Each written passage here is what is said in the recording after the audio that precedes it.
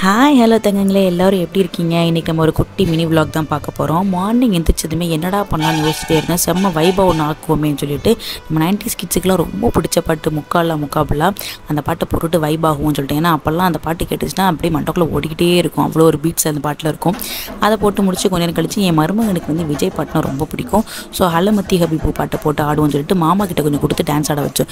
Because ரொம்ப நாளாக சேரவே மாட்டேங்கிறேன், எப்படியாச்சும் சேர வைப்போமே அப்படின்னு சொல்லிட்டு கொஞ்ச நேரம் ஆடிட்டு இருந்தோம். அவனுக்கு கொஞ்சம் பரவாயில்லாமல் சிரிக்க ஆரம்பிச்சிட்டான். கொஞ்சம் கழிச்சு அப்பா அம்மா ஊர்லேருந்து வந்திருந்தாங்க. கோயில் திருவிழா ஆரம்பிச்சதுனால கோயில் சாமி கும்பிடலான்ட்டு வந்திருந்தாங்க. அம்மாவோட ஸ்பெக்ஸ் ரொம்ப நாளாகவே அந்த டேமேஜ் ஆகிருக்கு, கொஞ்சம் சரியாகவும் தெரிய மாட்டேங்குது அப்படின்னு சொன்னனால பவர் செக் பண்ணிவிட்டு போய் போட்டுருவோம் அப்படின்னு சொல்லிட்டு நம்ம கவலை இருக்க இன்விஷன் ஆப்டிகல்ஸில் போயிட்டு பவர் செக் பண்ணி கொடுத்துட்டு வந்துட்டோம். 2 days ஆகும்னு சொல்லியிருந்தாங்க.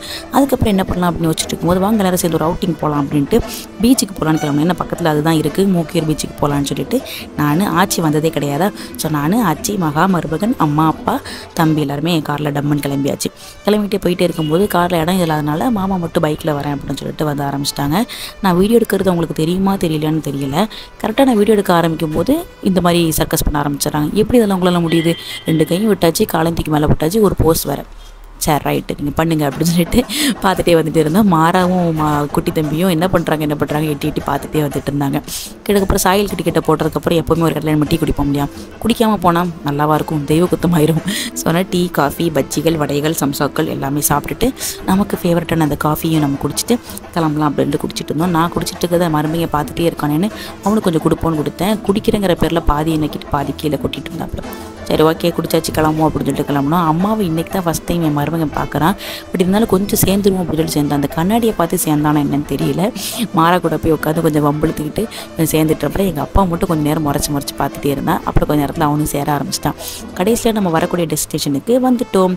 ஏன் நாங்கள் மூக்கியர் பீச் எப்போவுமே ஸ்பெஷலாக இருக்குது அப்படின்னா அந்த பாத்தில் நடந்து போகிறதுக்கு, அந்த காற்றுல போகிறதுக்கு செம்மையாக இருக்கும். நமக்கே இப்படி இருக்குன்னா குட்டி தம்பிக்கு எப்படி இருக்குன்னு மட்டும் பாருங்களேன்.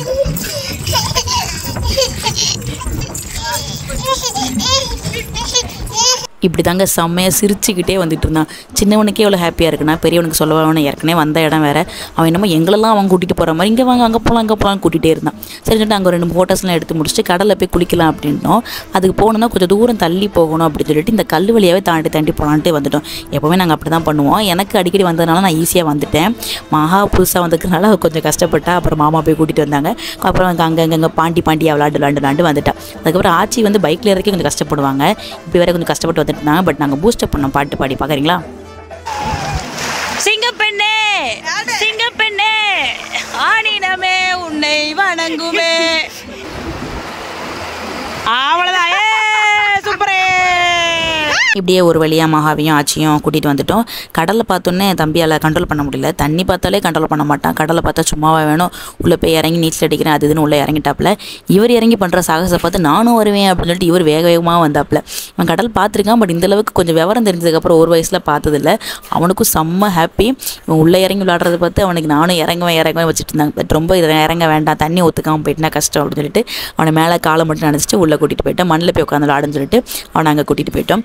எனக்கு என்னென்னா தண்ணி இந்த வாட்டி ரொம்ப உள்ளே இழுக்கிற மாதிரி ஃபீல் ஆனிச்சு.